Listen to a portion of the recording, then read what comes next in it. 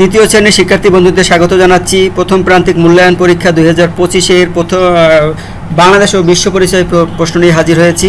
তোমাদের প্রথম সাময়িক পরীক্ষার সিলেবাসে যে অংশটুকু রয়েছে সেই অংশটুকুর মধ্য থেকে এই প্রশ্নটি করা হয়েছে।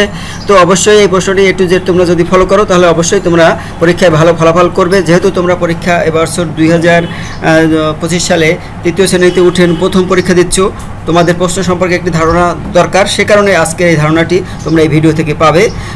অভিভাবকদের বলবো আপনারা এই ভিডিওটি অবশ্যই শিক্ষার্থী বন্ধুদের দেখাবার সুযোগ করে দিবেন, তাহলে কিন্তু তারা অনেকটাই অগ্রগামী হবে পরীক্ষার প্রিপারেশনের ক্ষেত্রে। তো চলুন আমরা শুরু করি। তো বন্ধুরা, প্রথমেই তোমাদের দেখতে পাচ্ছ যে সঠিক উত্তরটি উত্তরপত্রে লেখো, এরকম একটি প্রশ্ন থাকবে। সেক্ষেত্রে 10টি প্রশ্ন থাকবে, অর্থাৎ 10টি টিক থাকবে। তার প্রত্যেকটা টিক কীভাবে লিখবে? প্রথমে লিখবে 1 নং প্রশ্নের উত্তর, লিখে তারপর ক নম্বর দিবে। নিচের কোনটি প্রাকৃতিক পরিবেশের উপাদান কোনটা? এখানে পাহাড়। তাহলে 1 নম্বর ক নম্বর দিয়ে 3 দিয়ে পাহাড় লিখবে, আর কিছু নয়। সামাজিক পরিবেশের উপাদান কোনটি? সামাজিক পরিবেশের, মনে রেখো বাড়ি, এটা সামাজিক পরিবেশের উপাদান।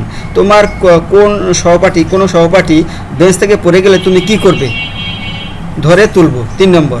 তারপর শেরেবাংলা A.K. ফজলুল হক কোথায় জন্মগ্রহণ করেন? বরিশাল, এটা বরিশালে, আমরাও বরিশালে রয়েছি। মাওলানা আব্দুল হামিদ খান ভাসানীকে কি বলে ডাকা হতো? মজলুম নেতা আর কি। তারপরে আমাদের মুক্তিযুদ্ধ কবে শুরু হয়েছিল? 26শে মার্চ 1971। হোসেন শহীদ সোহরাওয়ার্দী কত সালে জন্মগ্রহণ করেন? এটা তোমরা বই থেকে মিলিয়ে নেবে, খুঁজে নেবে, এখন আমার মনে নেই। কোন ফল সারা বছর পাওয়া যায়? কলা সারা বছর পাওয়া যায়। ভাষা শহীদ আব্দুল জব্বারের বাড়ি কোন জেলায়? এটাও আপাতত মনে নেই, এটা তোমরা বই থেকে তোমাদের সিলেবাসের যে অংশটুকু রয়েছে সেটা যদি 5-7 বার পড়ো তাহলে এই প্রশ্নগুলোর আনসার কমপ্লিট পারবে। 21-এর গান কে রচনা করেন? এটা হলো আব্দুল গাফফার চৌধুরী, 4 নম্বর। এভাবে 10টা প্রশ্ন লেখার পরে 2 নম্বরে আসবে। 2 নম্বরে থাকবে শূন্য স্থানে সঠিক শব্দ বসিয়ে উত্তরপত্রে লেখো। বিজ্ঞান এবং সমাজের প্রশ্নের কিন্তু কাঠামো একরকম। এখানে দেখো, এখানে কিন্তু এই যে সমাজের এই যে প্রশ্নের লাইনটা সম্পূর্ণ তুলবে। অতিবৃষ্টির কারণে কখনো কখনো ড্যাশ হয়, ভূমিক্ষয় হয়, অনেক কিছু হতে পারে। এটা তোমরা বই থেকে মিলিয়ে পড়বে, কারণ বইতে বিভিন্ন কিছু থাকতে পারে। শেরেবাংলা A.K. ফজলুল হক ছিলেন উপমহাদেশের একজন ড্যাশ নেতা, এটা বই থেকে পড়বে। আমরা একে অন্যকে ড্যাশ করব, সাহায্য সহযোগিতা হতে পারে, ভালোবাসবো, ভালোবাসা হবে না, সাহায্য করব, এটা হতে পারে। সকল পেশার প্রতি ড্যাশ দেখাবো, সম্মান দেখাবো, এটা সম্মান হবে। 16ই ডিসেম্বর আমরা বিজয় দিবস পালন করি। বাকিগুলো তোমরা একটু বই থেকে খুঁজে বের করে তারপরে পড়বে। তারপর 3 নম্বরে নিচের বাক্যগুলো শুদ্ধ হলে সু এবং অশুদ্ধ হলে অলিখো। অর্থাৎ বাংলাদেশের 6 ঋতু, এটা ক নম্বর দিয়ে শুধু সু লিখে দিলেই হবে, অথবা বাক্যটা তুলে মাথায় একটা হাইপেন দিয়ে সু লিখলেও চলবে। পরিবারের সকলের সমান অধিকার নেই, এটা হবে। সকলে কাজ করলে পরিবার ও দেশের উন্নতি হবে, এটা সু। 25শে মার্চকে কালো রাত বলা হয়, এটা সু। 1963 সালে কেন্দ্রীয় শহীদ মিনার তৈরি হয়, এইটা অশুদ্ধ। তারপর দেখো 4 নম্বরে থাকবে বাম পাশের বাক্যাংশের সাথে ডান পাশের বাক্যাংশের মিল করো। এই অংশের সাথে এই অংশের মিল করতে হবে। শুধুমাত্র কীরকম লিখতে হবে? 4 নং প্রশ্নের উত্তর। তোমরা শুনতে পাও যে আমার ঘরে কিন্তু একটা চড়ুই পাখির বাসা বেঁধেছে, সেখানে 2টি বাচ্চা হয়েছে, তারা কিন্তু অনর্গল ডেকে যাচ্ছে।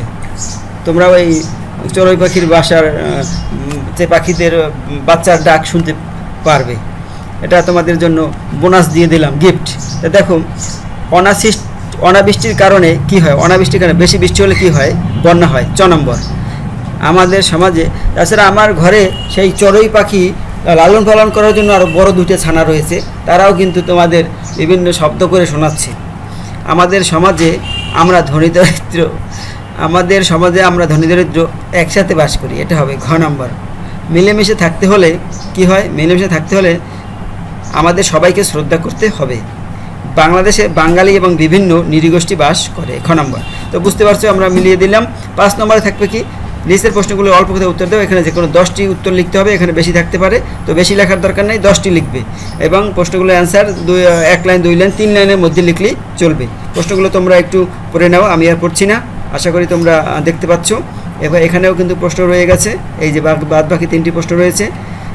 এখানে 2জন ভাষা শহীদদের নাম লেখো, এটা সহজ আছে, রফিক এবং জব্বার। সালাম বরকত, রফিক জব্বার, 2জন নাম লিখলেই হবে। 1947 সালে কয়টি নতুন রাষ্ট্রের জন্ম হয়? কী কী? এটাও আমি পারি, 2টি নতুন রাষ্ট্রের জন্ম হয় ভারত এবং পাকিস্তান। আর পাকিস্তানি বাহিনী কখন আত্মসমর্পণ করেছিল? 1971 সালের 16ই ডিসেম্বর। তো 6 নম্বরে থাকবে কি দেখো, 6 নম্বরে থাকবে নিচের 4টি বর্ণনামূলক প্রশ্নের উত্তর লেখো। এখানে বড় প্রশ্ন থাকবে 4টি, প্রত্যেকটা প্রশ্নের অ্যান্সার হলো 8 মার্ক করে। তো এগুলো একটু বড় করে লিখতে হবে। এখানে তো আমাদের জীবনে গাছপালার গুরুত্ব লেখো, এটা তবে এইটা 4 থেকে 5 লাইনের মধ্যে লিখলেই চলবে। এখানে যদিও দেওয়া নেই, কিন্তু তুমি এটা 5 থেকে 4, 5, 6 এর মধ্যেই লিখবে, এর বেশি লেখার দরকার নেই। কিভাবে আমাদের মাঝে সম্প্রীতি গড়ে উঠবে, এটাও 4-5 লাইন বা 6 লাইনের মধ্যে লিখবে। এক্ষেত্রে কিন্তু এখানে প্রশ্নটিতে কিন্তু একটা প্রশ্ন দিয়ে শেষ করা হয়েছে, কিন্তু তোমাদের বিভিন্ন জায়গায় একাধিক প্রশ্ন এখানে থাকতে পারে। যদি একাধিক প্রশ্ন থাকে তো দুটো প্রশ্নের অ্যান্সারই কিন্তু অ্যান্সার করতে হবে। একটা প্রশ্নের ভিতরে দুটি অংশ থাকতে পারে। শের বাংলাকে ফজলুল হককে বাংলার বাঘ বলা হয় কেন? এবার ভাষা আন্দোলন কেন হয়েছিল তার বর্ণনা দাও, 5, 6, 7 লাইনের মধ্যে লিখবে। তোমার নিজ এলাকার প্রাকৃতিক বৈচিত্র্য বর্ণনা করো এবং পরিবেশের বৈচিত্র্য সংরক্ষণ করা প্রয়োজন, কেন প্রয়োজন? তো বন্ধুরা, এই ছিল প্রশ্নের গঠন কাঠামো এবং প্রশ্ন নম্বর বন্টন তোমাদের দেখালাম। এবং এই প্রশ্নগুলো যদি তোমরা ভালোভাবে ফলো করো তাহলে দেখবে তোমরা পরীক্ষার 80 থেকে 90% প্রশ্ন কমন পাবে, এটা মোটামুটি বলা যায়। তো তারপরও বাংলাদেশের বিভিন্ন অঞ্চলে বিভিন্ন এই ক্যাটাগরিতেই প্রশ্ন হবে, তারপরও বিভিন্ন ক্লাস্টারে বিভিন্ন সিস্টেম হতে পারে। সেক্ষেত্রে তোমরা বইটি ভালোভাবে 5-7 বার যদি রিডিংটা পড়ো তাহলে কিন্তু অবশ্যই ভালো ফলাফল করবে, এতে কোনো সন্দেহ নেই। তো আমাদের অন্যান্য ভিডিও দেখার আমন্ত্রণ রইল। ধন্যবাদ সবাইকে।